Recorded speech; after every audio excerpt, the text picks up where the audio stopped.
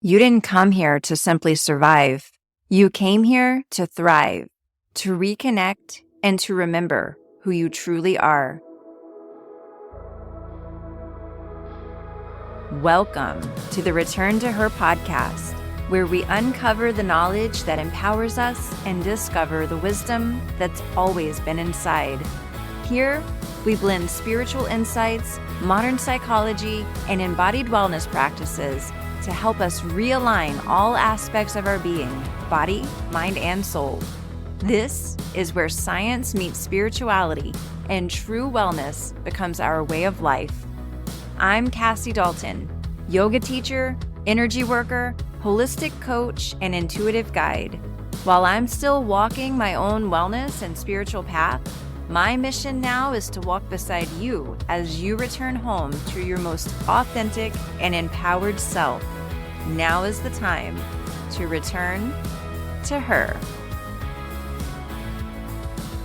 The content shared in this podcast is for informational purposes only. It is not a substitute for professional advice, diagnosis, or treatment. Please consult a qualified professional for any personal health or wellness concerns. All right. Now let's dive into today's episode.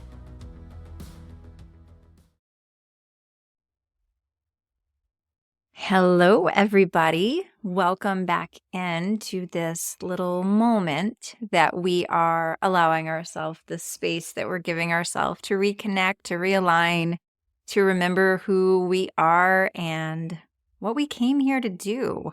I am sitting in I'm going to call it a studio. I don't know that that's the right word, really. About a year ago, actually, my husband built when I say it, it's going to sound so cliche, a meditation. I'm calling it my meditation shed. It's basically a she shed, even though I hate that implication there. Down a little bit away from my house, more into the woods. Not too far away, though, that I don't have internet reception, thank goodness. So he built me this space because I saw it in my vision. I knew that I had to take myself outside of my physical home in order to have a little bit better, maybe communion with the energy, with my intuition, with the divine.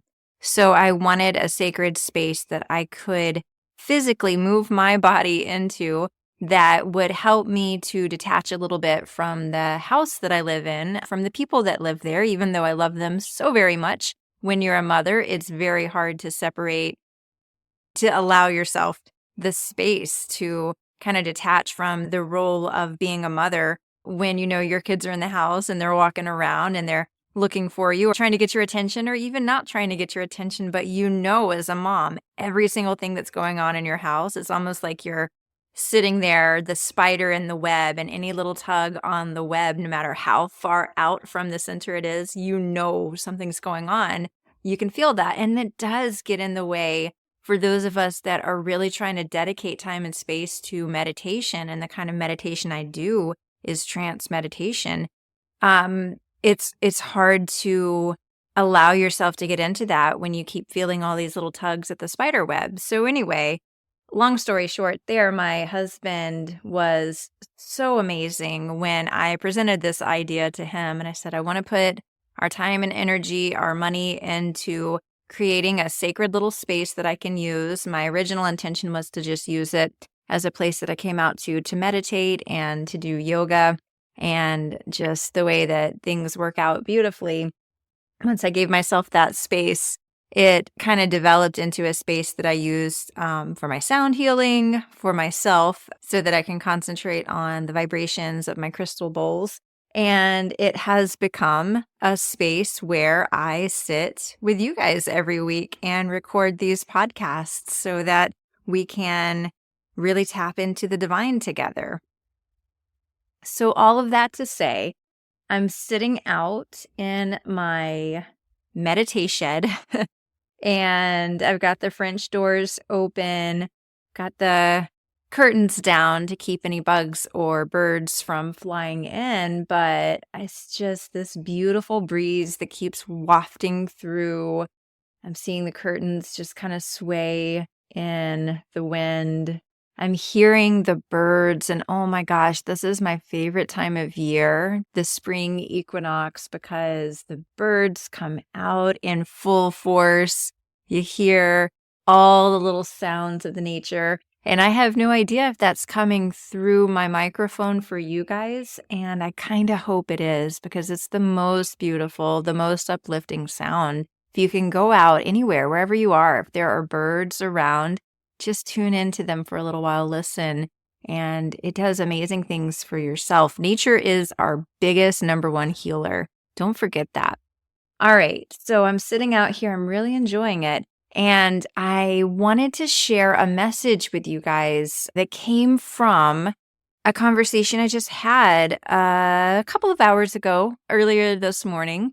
I was working with one of my most precious, beloved Reiki clients. And by the way, I love every single Reiki client that I have. You guys are so amazing. But this particular woman, she's one of my biggest fans on the podcast as well. So I know that she's going to hear this. So I'm not going to say names, but you know who you are. We were sitting in your living room and just kind of talking a little bit before our Reiki session started. And I was, first of all, talking to her about how, I allow myself to be a human, by the way. I know that we are all divine. We are all embodied souls, but we do have our humanity that we constantly get to work with. We have our bodies, we have our minds, we have our egos, we have our nervous systems, we have different challenges. It's just part of the gig. So I allow myself to be a human, and I allowed myself, because this was before the session had started, I allowed myself to be a human in front of her so that I could just mention something to her. And I was telling her that I know that the work that I'm doing is divinely guided 100%. I know this podcast it's because God is asking me to do this. It's because the divine is moving through this in some way for the people that are called to it. And I totally trust that and I accept it. But I told her my humanness, my ego part of me keeps holding back a little bit. It's telling me, don't put yourself out there too far. Don't reveal really what you think about things. Don't put your heart out there for people to hear, because it'll be misunderstood. It'll be misinterpreted. And I told her the thing that worries me the most when I am listening to this part of myself is, I think several of you guys that are listening, you know this because you are in my yoga classes. I teach at primarily 2 different 55 plus active senior living communities. That's where I do the majority of my yoga teaching, just because the style of yoga that I practice and the style that I teach is really, really perfect for this demographic in particular, and for beginners as well.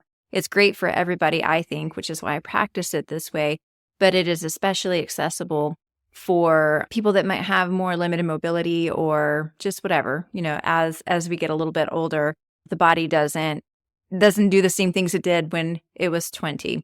So I teach at these communities, and probably for every one student I have that is very, very spiritually open and receptive and really loves when I go off on the deep end as far as talking about energy and things like that. For every one of them, I know that I have a handful of students that either have never heard of Reiki or energy work, sound healing.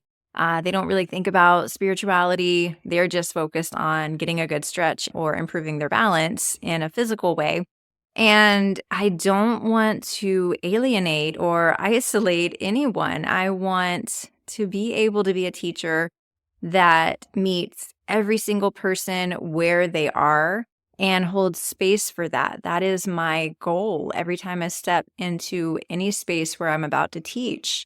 So I told my beautiful Reiki client that this makes me actually really nervous when I put my thoughts out on the podcast, because I know a lot of these students of mine have also signed up for my mailing list, and They are having an opportunity every week, if they want to click into my podcast and listen to what I have to say.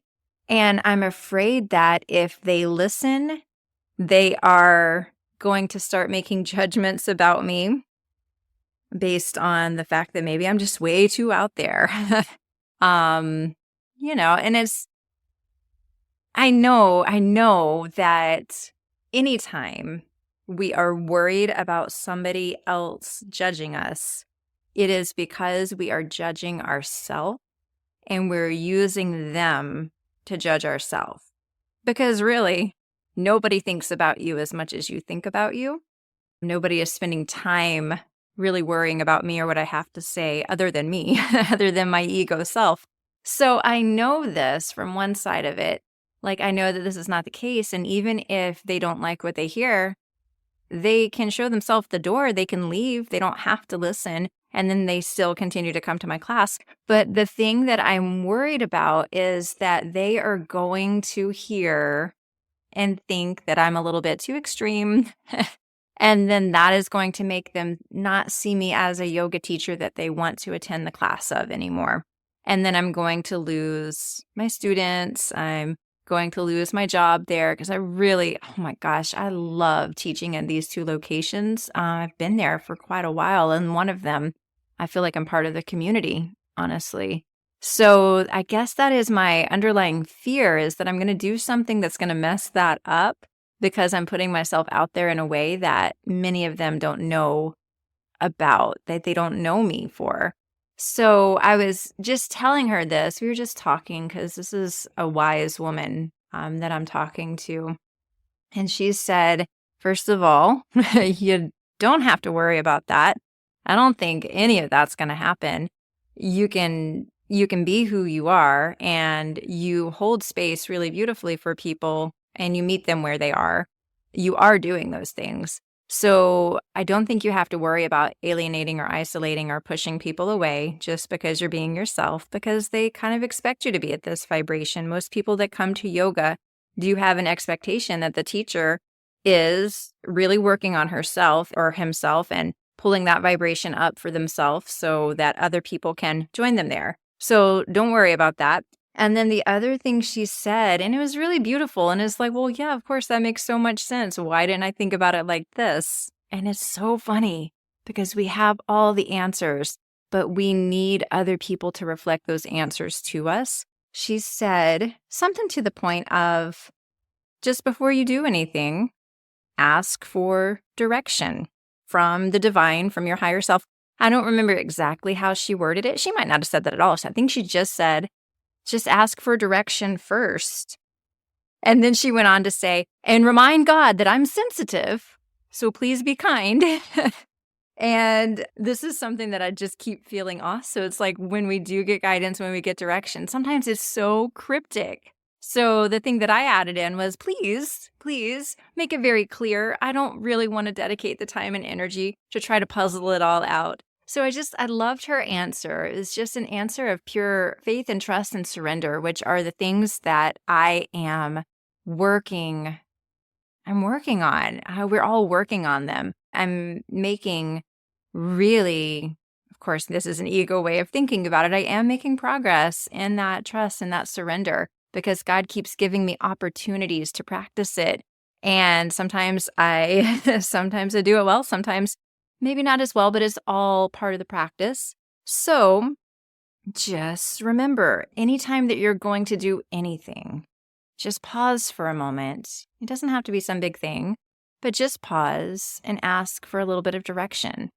And if you take a few deep breaths and you're asking, whether it's God, whether it's Jesus, whether it's your higher self, Mother Mary, whoever it is that you feel connected to, if you have a divine connection, or just, again, higher self, that might be the way you're thinking about it, or your intuition.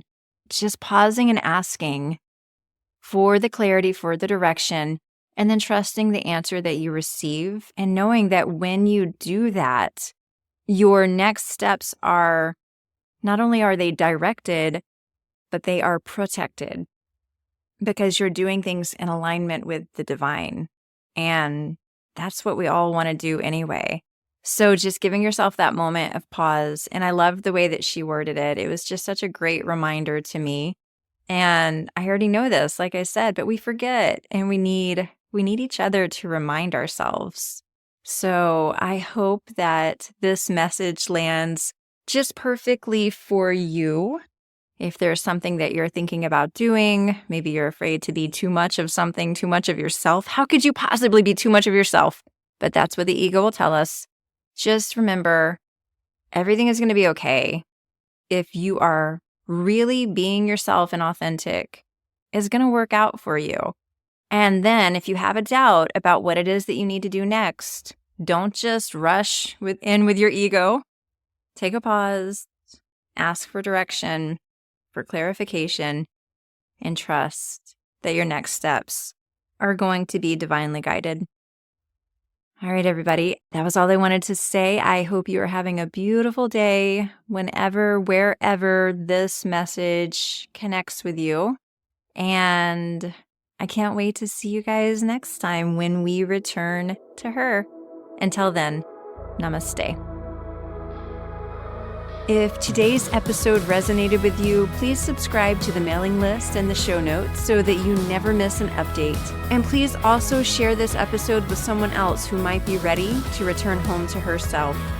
If you're finding value in this content and feel called to support the show with a small monthly donation, please click the link in the show notes. Your contribution will help offset the time, energy, and costs of producing this show, which will be a win-win for everyone. And if you're ready to dive deeper into this healing work with me, head on over to wholebeingjurney.com to explore ways that we can work together. Thanks again for listening, and I will see you all next week when we return to her.